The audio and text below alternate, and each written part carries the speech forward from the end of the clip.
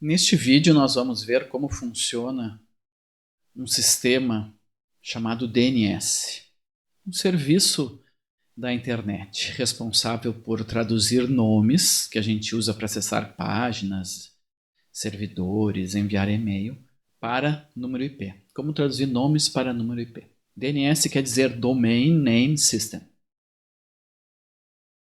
Então, o que é o DNS? DNS é um sistema utilizado na internet que mapeia nomes para os respectivos endereços IP.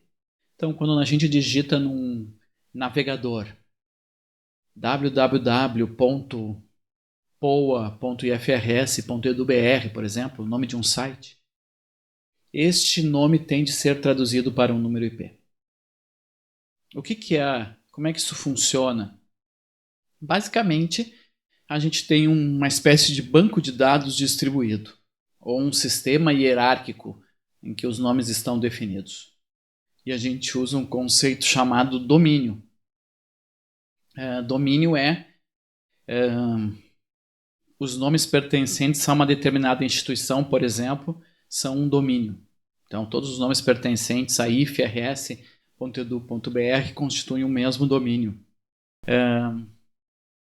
Se a gente pegar, por exemplo, tudo que está dentro de .com.br é um mesmo domínio, é o domínio com.br. Tudo que está dentro do domínio, dentro de edu, faz parte de um mesmo domínio.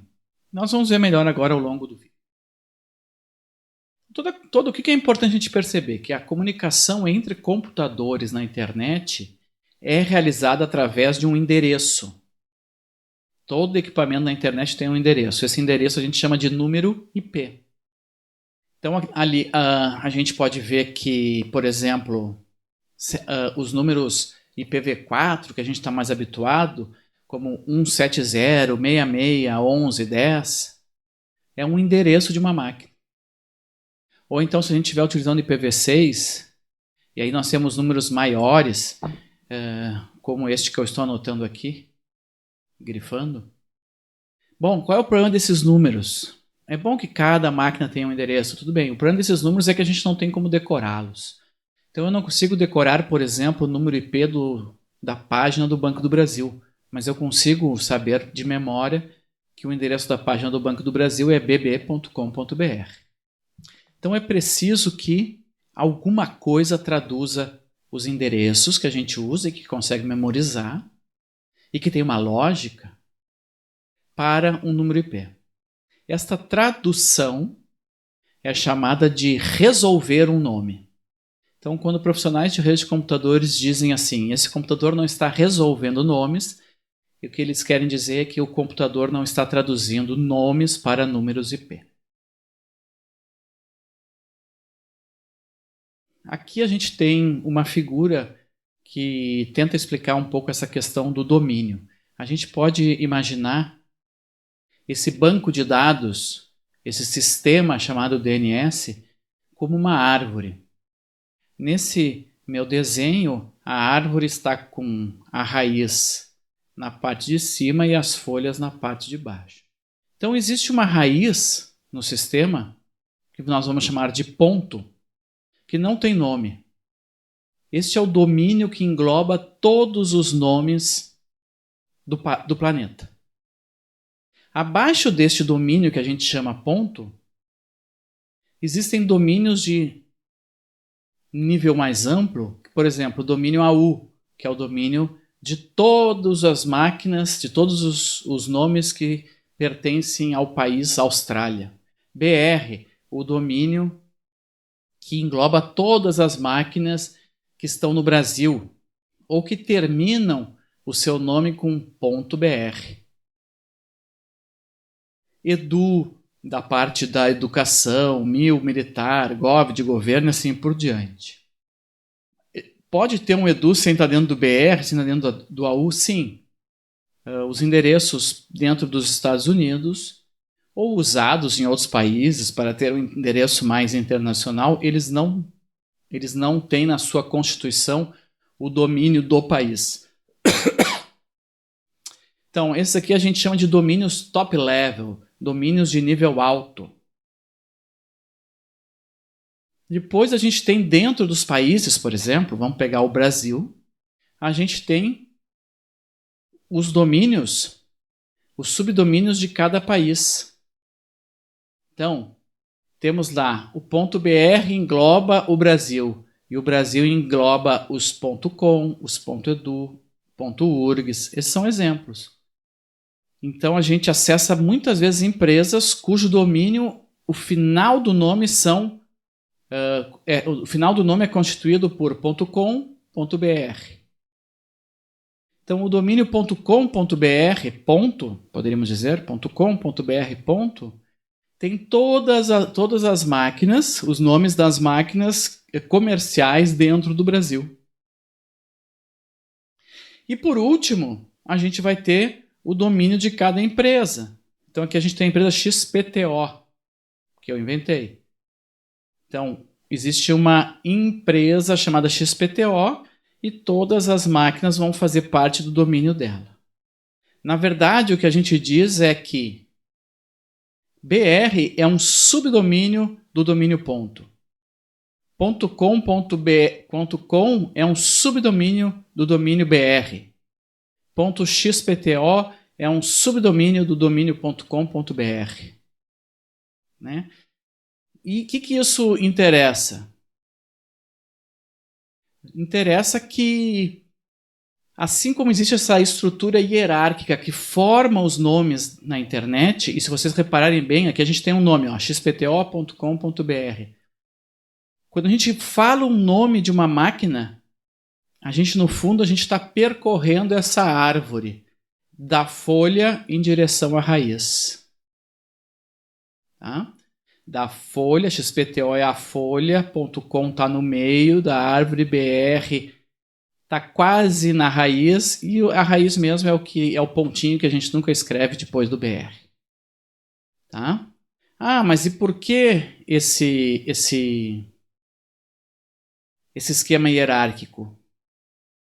Porque esse esquema hierárquico ajuda a fazer uma distribuição de responsabilidades para a resolução dos nomes.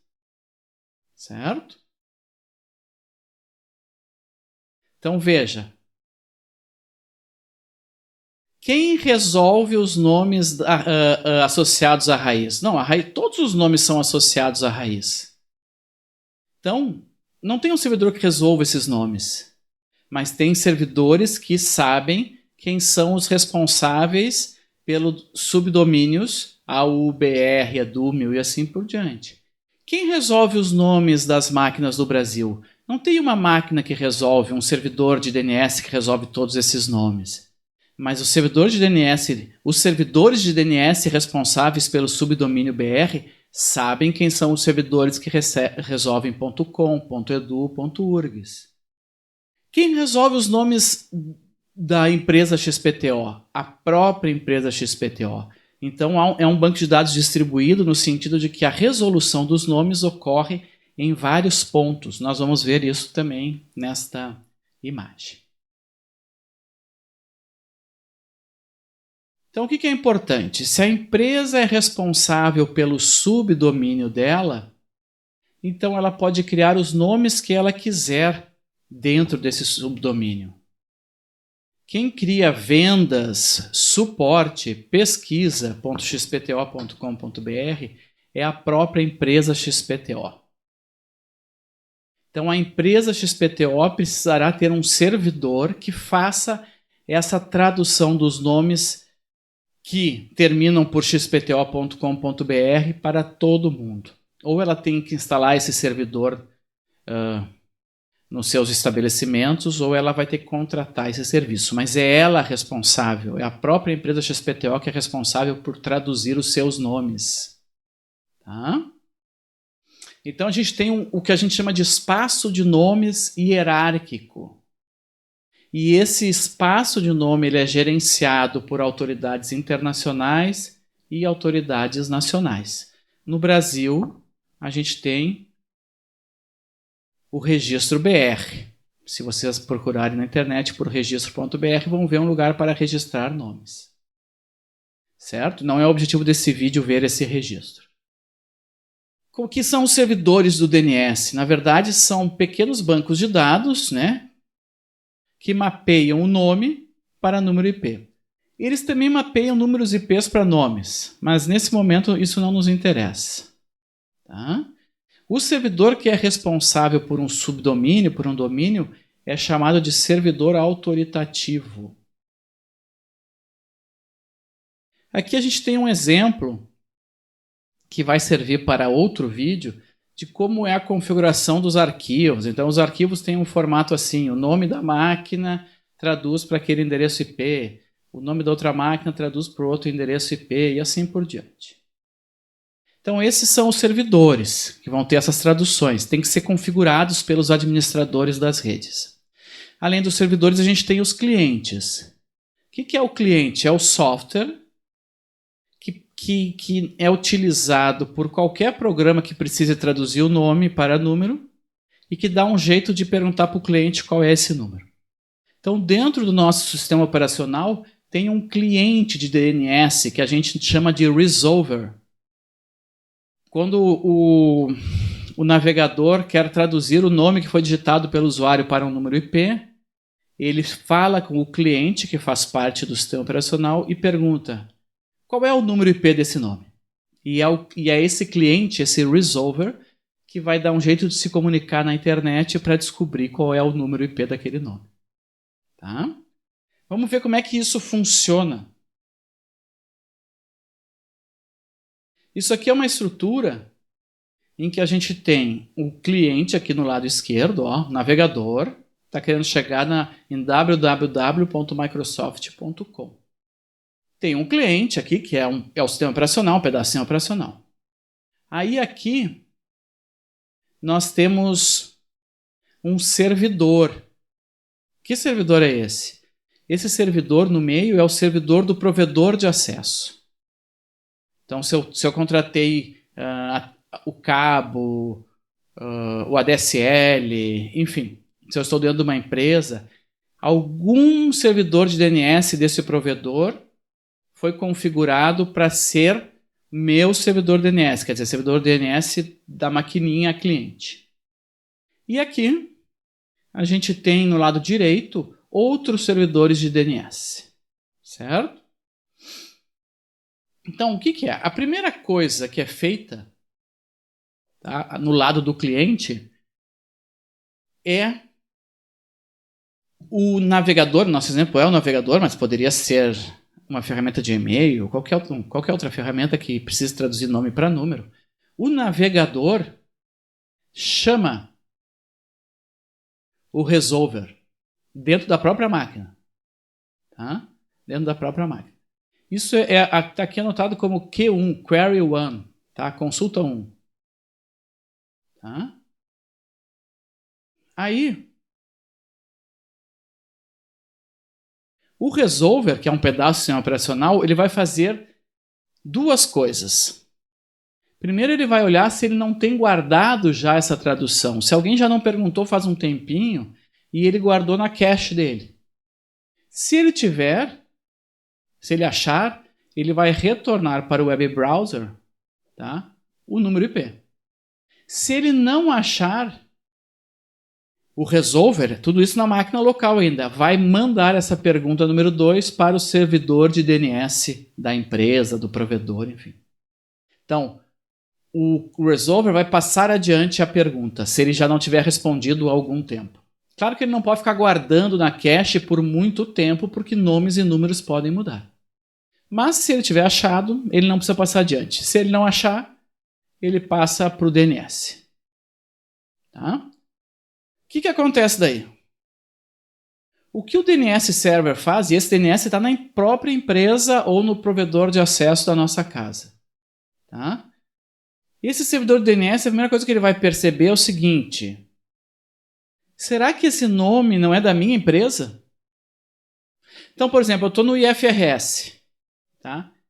Eu vou consultar o servidor do IFRS, porque eu estou lá dentro. E eu peço a página www.ifrs.edu.br. O servidor vai perceber que ele é o responsável por fazer essa tradução, porque é uma máquina do subdomínio dele. E aí ele vai retornar para o resolver, que vai retornar para o web browser. Se ele perceber que ele não é o responsável, ele vai olhar também a cache dele. Os servidores, não é só o cliente que tem cache. Os servidores também cache. Ele vai olhar e vai ver, será que eu já não fui atrás disso antes? Se ele achar na cache, ele vai retornar para o resolver para o navegador. Se ele não encontrar, tá? Ele vai tentar. Tá aqui. Se ele não encontrar, ele vai tentar falar com outros servidores para encontrar essa tradução desse nome. Tá vendo? Então, primeiro eu tentei resolver na própria máquina local através de uma memória cache. Depois eu tentei resolver no próprio servidor DNS do provedor, perguntando se ele sabia, se estava no cache ou alguma coisa assim. Se não deu, esse servidor vai atrás em outros servidores. Tá? E aí começa um processo recursivo. Porque, veja, eu estou tentando acessar www.microsoft.com. Certo? Para quem que esse servidor vai perguntar a tradução de www.microsoft.com? Ele não sabe quem é o responsável pelo subdomínio microsoft.com. Ele não tem uma lista aqui dos responsáveis por todos os subdomínios do mundo. Isso seria uma lista muito grande. Tá? Então ele vai fazer o que a gente chama de processo recursivo para descobrir qual é o endereço IP de www.microsoft.com. E o processo está descrito aqui nesse conjunto de slides que eu vou mostrar agora. Então, olha aqui. Ó. Aqui é o servidor do meu provedor. O servidor DNS do meu provedor. Tá? Ele já recebeu a consulta. Que é o 1 aqui, recebeu a consulta. O que ele vai fazer? O servidor de nomes fará consultas recursivas. Tá? A primeira coisa que ele vai fazer é consultar o que a gente chama de servidores raiz, aqueles que conhecem o domínio ponto. Ele só sabe, na verdade, quem são os responsáveis pelo Brasil, pelos Estados Unidos, pela Austrália. Então, a primeira coisa que o meu servidor vai fazer é perguntar para um conjunto de servidores raiz que estão configurados aqui dentro do servidor do provedor e que são responsáveis e são gerenciados por uma autoridade internacional. Vai perguntar para um deles quem são os responsáveis pelo subdomínio com. Esse servidor vai responder, olha, eu não sei nada sobre o subdomínio com, mas eu sei que esses 10 caras aqui são responsáveis. Vai responder. O servidor do provedor vai pegar um desses 10 e vai perguntar quem é o responsável pelo Microsoft. Esse servidor não vai saber quem é Não, esse servidor que é pelo com vai saber quem é o responsável pelo domínio Microsoft, que o Microsoft é um subdomínio exatamente acima do com. E vai responder para ele. Aí o servidor do provedor vai perguntar para o responsável pelo Microsoft.com quem é a máquina www, aqui ficou exemplo, .microsoft.com. Ele vai responder, olha, é tal máquina. Nesse momento, o servidor poderá responder para o cliente, olha, o endereço IP de www.microsoft.com é tal.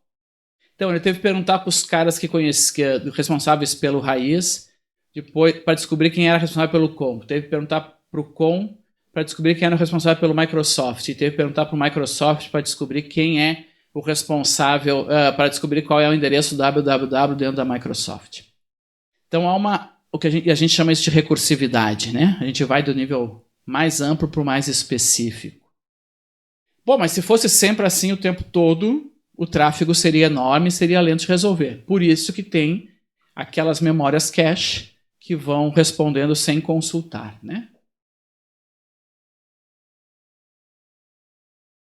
Então, o servidor DNS responde à consulta do cliente com base nas informações que tem sobre o domínio pesquisado. Tá? E às vezes ele tem que ir atrás.